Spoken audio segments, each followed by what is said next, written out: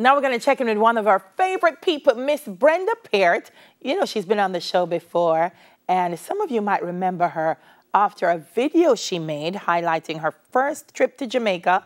That was last year, and it's the first trip after 21 years that went viral.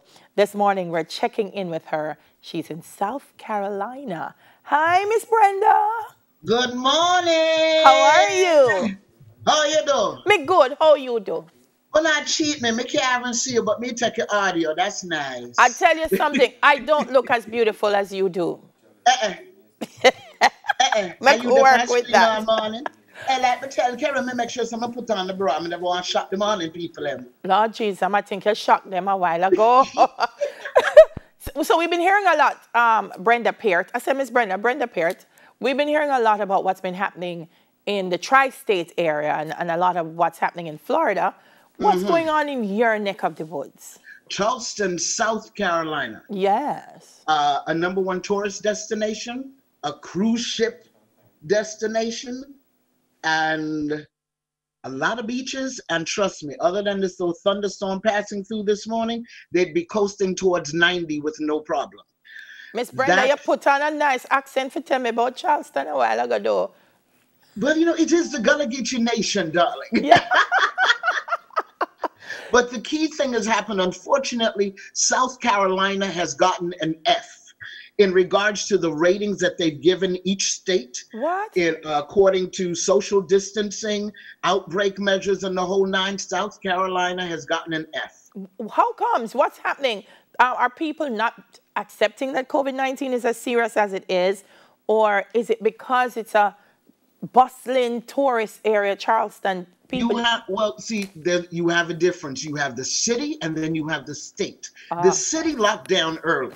But Charleston itself is surrounded by smaller towns, and those are the ones that have the beaches. Now, when the governor says we're not shutting down, business as usual, so they flood open the beaches, and it looked like what they had at Florida during spring break, and they had to shut them down real quick. Okay. Then, see, the governor keeps going back and forth, but the city of Charleston, it had shut itself down. Oh, good. Now, the thing is, the city doesn't control the ports, so cruise ships were still coming. Oh. And the cruise ships that come in here have no less than 3,000. The cruise ship is now sitting out in the water with no passengers. It's been a lot of give and take. He's again had an order in the past few days that they can open barbershops, they can open nail salons, they can open bowling alleys, they can open malls. And a lot of us know it has to do with racial disparity and the fact that they dropped that $1,200 and they figure certain people are going to get out on the streets. But we've decided, well, we'll go outside when White House folks go back outside. Because you notice that Trump said he wanted them to come back, and all of a sudden, no, they're not coming back for a special meeting. So we are turning our yard. At least me a turn my yard. Me have enough things to occupy myself. Me a turn my yard. I'm with you. I want to turn your yard. So what you doing at your yard? You turn a yard. What you doing at your yard Well, while you're there? you know, I've always been a bit of a nerd, and I did bring back 2 terabytes of coverage of everything from, let's see, I was in a compound for 5 days. Nice.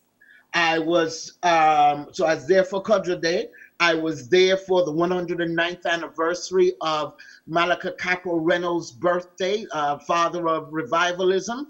So I was there for that. And of course, you know, so I have to go east. Can't go Jamaica and not go east. So I have enough coming up. And a few other things. I have the opportunity. Some people did join me on the island. And trust me, I know people are sitting on right now up on the edge of Florida. Just wait to see when they start fuel up the jet them. It rough, man. It rough. A couple of people will go for a funeral and trap a yard right now. Oh, no. They've been down there for a minute. Hey, when we know my girl and I hear nice and slick, when we look on her the other day, I say, wait, puff out. I say, Lord have mercy. But I know a gentleman who is sitting in his home here in Atlanta. Everything's all packed up because he had retired. He was ready to go home. Yeah. And you know, you can't go, you can't ship, and you not travel. So the whole house pack up around him, and him a live in a one little catch room and wait for the board of them for open so him can go home. Oh my gosh. You have a vlog? So now things are going, man. I am Miss BJ Peer. You have to excuse me. Chrissy Dawn has named me an honorary ambassador, so I have to accept my ambassadorship. Please. Me is here for I don't want them who not born there, but we know where a root string there. And me I come from the passport. Yeah, yes. Please come and get it. Please come and get it. So me want to before me come, because when me I walk through customs line, more and do like my daddy walking at the Jamaica line. Because I did not know that my passport was only stamped for 3 months. And when me in at the airport I leave, me say, wait, where March 3rd come from? It was March 4th. No, it's been amazing. It's the between the Facebook page, the Instagram, the YouTube channel. Yeah. And these things have always been there because I've been working on connecting the dots across the diaspora, looking at the rhythms as our peoples as we have flown and moved around, because we all end up intertwining. Yeah. The other day, it sort of freaked me out because I watched the Native Americans. They had a jingle dance, and it would seem that the jingle dance is something that every Native American child was introduced to. And it tripped me out because I'm like, wait a second, how can we call our African descendant people together? Their Facebook page, group went from 0 to 65,000 in less than a week. I'm like, hold up. But then I couldn't come up with the rhythm, because there's no one rhythm that we can all address, whether it's the 54 nations on the continent or all them islands and countries where we are attached to. So I'm gonna just keep on around the little communal rhythm. Yesterday was International Dance Day. So of course I had some coverage of the Manchineer Cultural Group, and they did Jamaica, because people are missing stuff. Like one man come on a post yesterday and said, you know, send a drum no knock since you left, or no coming and no keep. So, and is these the, when I look at who hasn't been exposed to it, and then the coverage now has this extra value because it's not going on the island. Yeah. So people can go onto your pages and get a slice of Jamaica regularly. Easy. I'm not done yet. Whether it's food, sports, living, walkboat.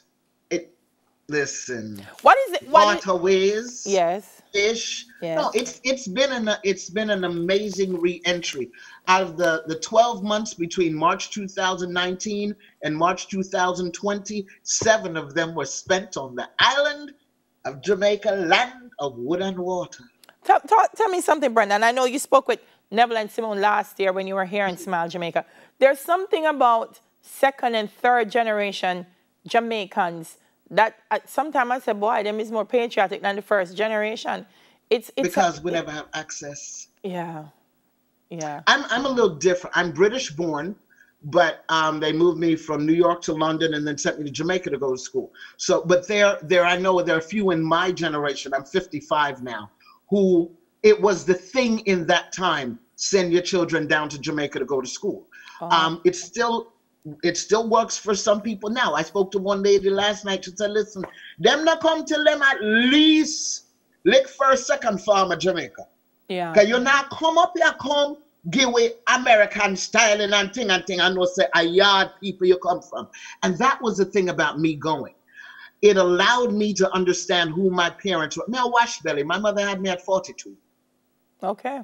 And with 5, 6 older siblings, who some of them were born in Jamaica, the accent is in the house, the food is in the house, but you step out on the street and things were different.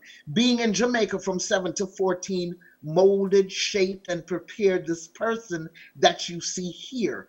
It's more than heartstrings and cultural and genetic heritage. It's part of my spirituality. What's make me me.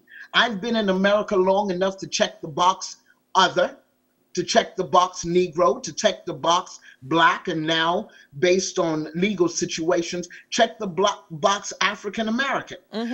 Totally, but even though I did notice the new census makes for a distinction as to whether or not you're possibly Jamaican. So they're defining cultural heritage. But at the same time, we have some who are good flag wavers but them not touch yard. All right, Miss Brenda. They hear about it. Yes. They hear about it from their next couple of generations who have a drop-in view and comeback. Yes. Miss Brenda, me go and leave you.